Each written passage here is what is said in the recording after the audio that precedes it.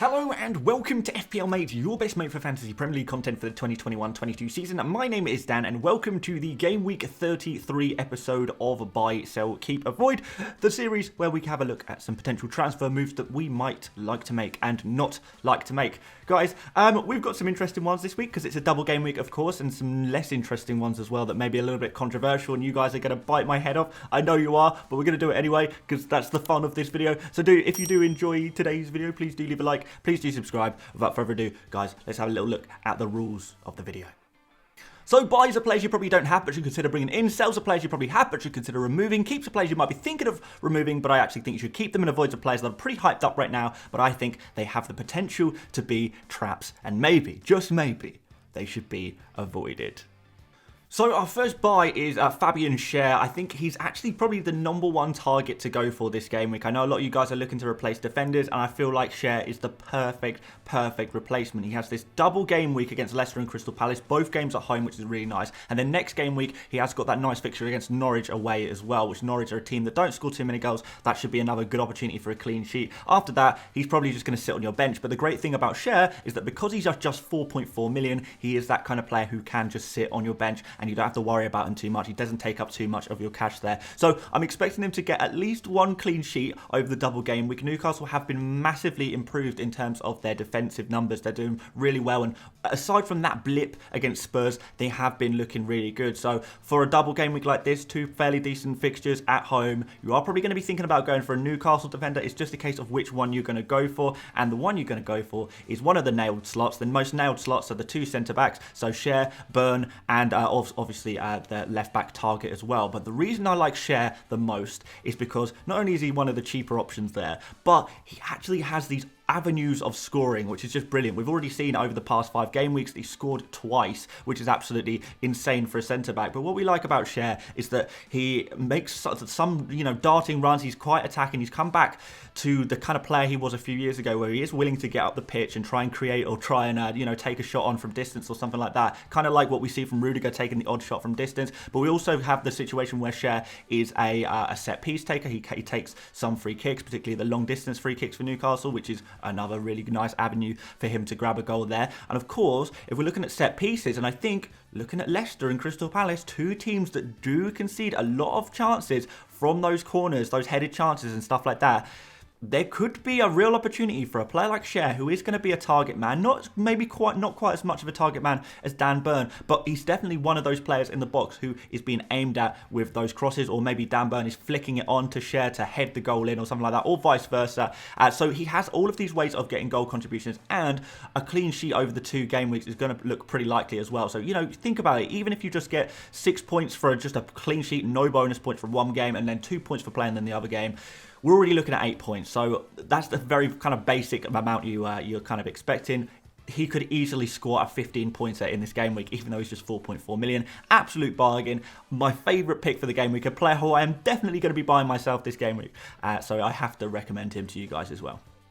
Our next buy is Harvey Barnes. I thought we'd better put a Leicester player in here as well. We are going to be targeting mainly double game week players this game week, of course. We've got Newcastle and Everton in this double for Barnes. We know there's a nice double in 36, Everton and Norwich. So if you're looking to get players in who also double in 36 as well, then Leicester players are potentially players to look at. 37 as well is another double game week for Leicester. So they are double game week galore. Now, one thing we do need to worry about a little bit is rotation. We're expecting Leicester to massively rotate, and particularly I would not be making any moves on Leicester players until after the Europa Conference League game on Thursday. After that, that's when you kind of have a look at their minutes played and see how many minutes they played. If they play 90 minutes, if they play 120 minutes, they're probably not going to be players you want to be picking up immediately. So yeah, maybe not if there's a lot of minutes played. But I'm looking at Barnes right now, and a lot of you guys are probably thinking Barnes versus Maddison. A lot of the other players are not quite as nailed or not quite as good in terms of getting FPL returns.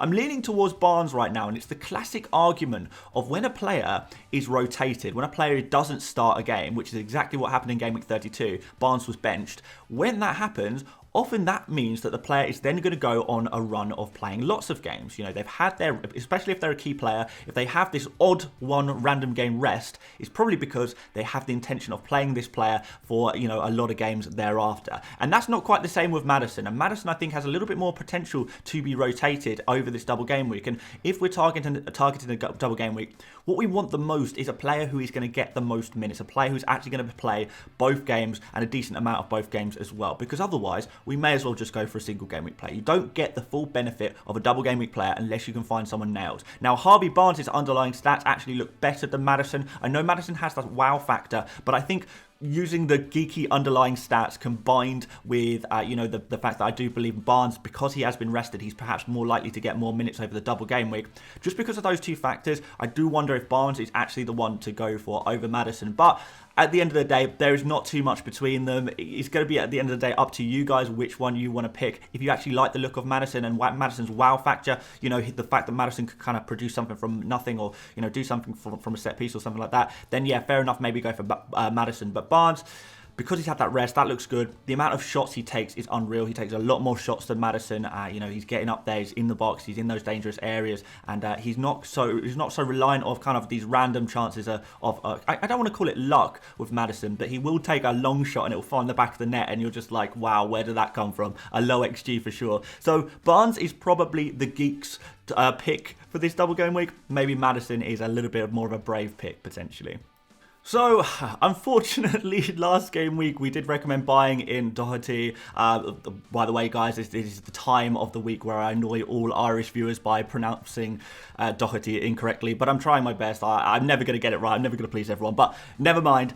The big problem is that he did get injured, and it was a real shame because he was just looking so exciting and such a crucial player to the way Spurs are playing at the moment as well. But he did unfortunately get injured. He's looking like he's going to be out for the rest of the season. I know that the FPL website, the FPL app says there's a 25% chance of him playing, which probably makes you think, okay, maybe the injury is not too severe. Guys, unfortunately, the injury is very severe and he is going to be out for the season. So we do want to be selling him. He'll be the kind of, you know, a lot of you guys are going to have him. So he's probably going to be the first on your list to sell, which is why I've put him as a sell here, because even though he's injured, even though it kind of seems a little bit obvious maybe to some people, I do think he is the priority sell. And particularly because we've got Fabian SCHÄR as a great buy this game week, it's really nice transition. You know, you take a 4.9 million defender out, get a really nice 4.4 million defender in. You've freed up 0.5 million in the bank as well in doing so. And you've got yourself a great new player. So, yeah, Doherty not going to be playing for the rest of the season, unfortunately. You are going to need to find a replacement of some kind. I would recommend going for a Newcastle defender, specifically SCHÄR, as your replacement. I think most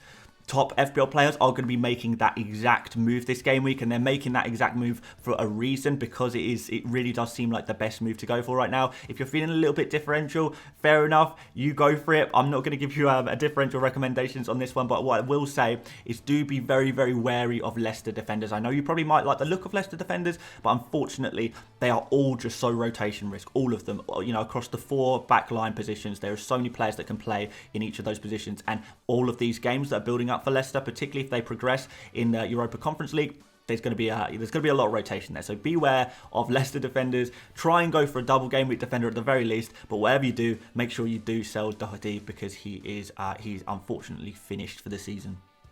Our next sell is RAPHINHA. I know, guys, we speak a lot recently about trying to get rid of, we're trying to find the right midfielder to get rid of, because we're constantly looking for new midfielders to bring in. Midfields seems to be where the big points are at the moment, so we want to maximise and get the best midfielders possible. Now, a lot of you guys are going to have players like RAPHINHA and Coutinho, and those, to me, are the 2 players who I'd be most willing to sacrifice in order to get yourself a new midfielder. Say you want to bring in a Barnes or a Maddison and need to sacrifice someone, Coutinho or RAPHINHA would be the 2 players that I think I'd be most willing to sacrifice. But I do prefer RAPHINHA as a sell, because Coutinho, after this blank game week, because both RAPHINHA and Coutinho both blanked this game week, after this blank game week, Aston Villa actually have some decent fixtures and a couple of double game weeks as well. So not only good fixtures, but double game weeks, which is really, really nice. RAPHINHA, on the other hand, even after this blank, we've got Crystal Palace away. We know when Crystal Palace are playing at home, they've been playing really well recently.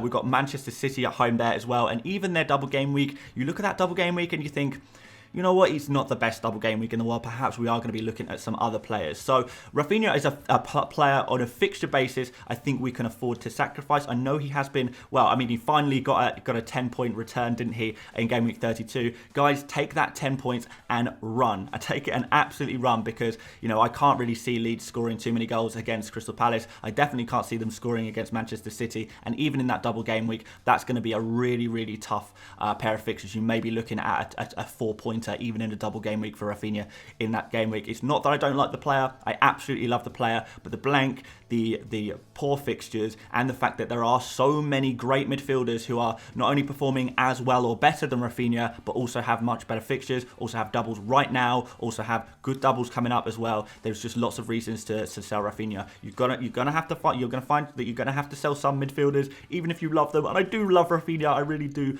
But someone's got to go, and I think RAPHINHA is the guy to go.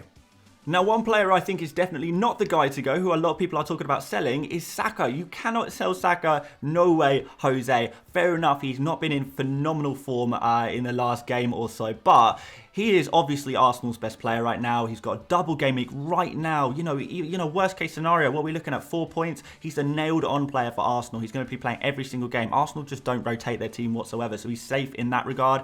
And, you know, he's going to have a real opportunity to score some points against Southampton. You know, Southampton conceding so many goals against Chelsea last game week. And then Chelsea, I know it's a tough game, but it's a big rivalry game. It's a game that Arsenal have to win. And if you're backing anyone to step up and get something out of that, maybe it is SAKA. He is just so creative. He's making so many key passes at the moment and creating so many chances for his teammates. He's not had any real high quality chances to score, but he has taken a lot of shots as well, more than he kind of ever has done in his previous years at Arsenal. He is really turning into a real attacking player, a real attacker, and that's kind of proven by the fact that he scored 2 goals and got an assist in his last 5 game weeks as well, and the underlying stats are kind of looking pretty good as well to back that one up. So SAKA, I know you're probably you are going to be searching for a midfielder to sacrifice. I know you guys are. I know, you know, we're all in the same boat. We're looking to move to new midfielders.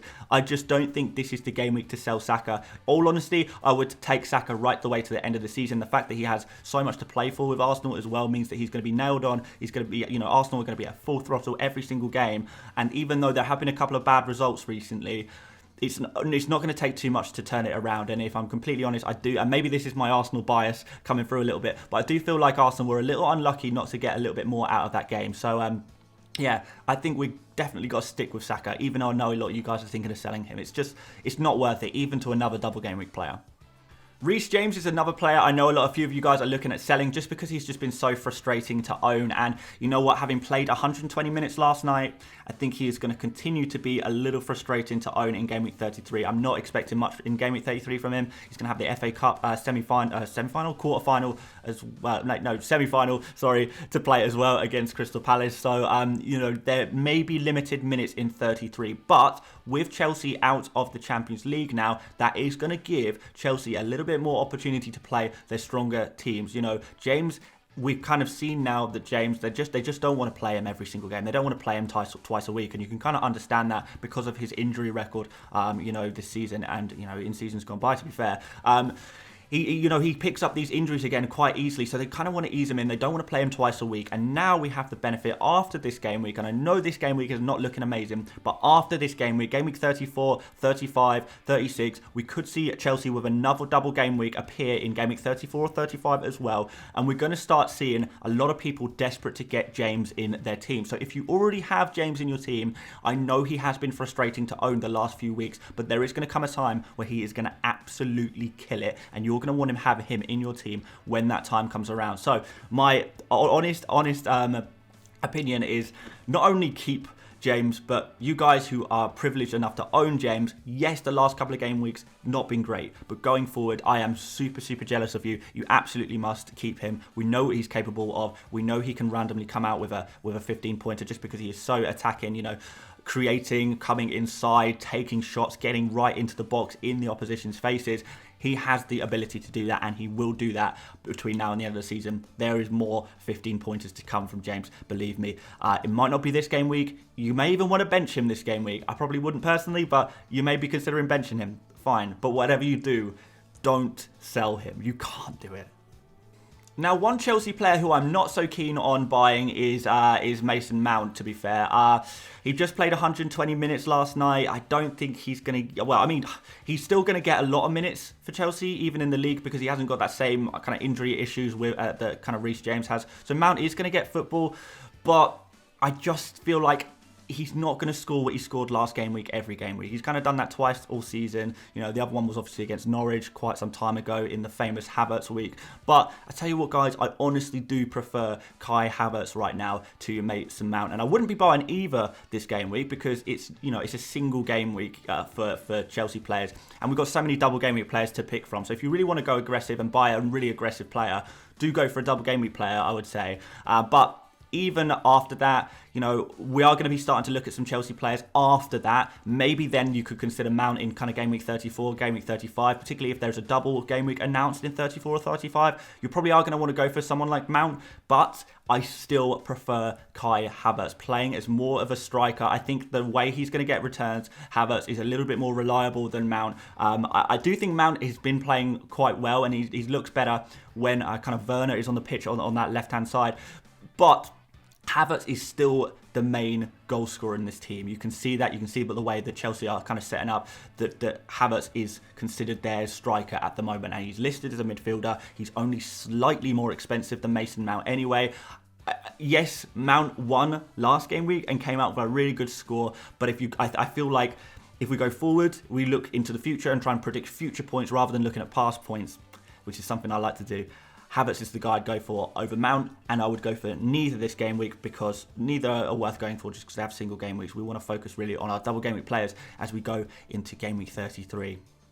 And our other avoid, I've put here Kelechi IHEANACHO. I know he has a double game week. I did want to include an avoid who does have a double game week because it'd be easy for me to say I'll just avoid all players with a single game week. I don't think that's necessarily true to avoid all players with single game weeks, but I would say that you know, there are certain double game week players who are not worth going for on the flip side, and that is the case with IHEANACHO. We already saw him benched in game week 32. He's going to play on Thursday, then he's going to have a double game week. There is going to be heavy rotation for Leicester. We know already that Leicester are just going to be rotating like crazy.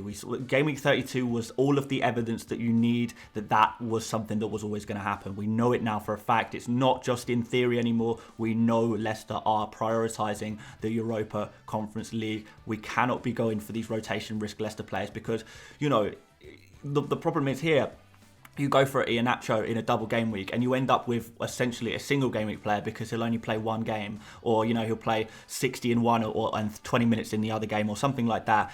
And you kind of look at that the minutes that he played and you think, oh, I may as well have just gone for a single game week player who has a better fixture, because Newcastle away, he's not exactly an easy fixture. Everton away could be a little bit different. I do expect that if IHEANACHO were to play both games, he probably would get something out of that. But that is entirely hinged on him actually playing these games, playing both games of football, which I just can't see it happening. You know, in the last our last 5 game weeks, we've seen him have 3 starts, 2 bench appearances. It's not really good enough. We always say when we're looking for double game week players, they have to be nailed. And in so much of Leicester's squad, there are just not these players. You can take a risk on Barnes. You can take a risk on Maddison.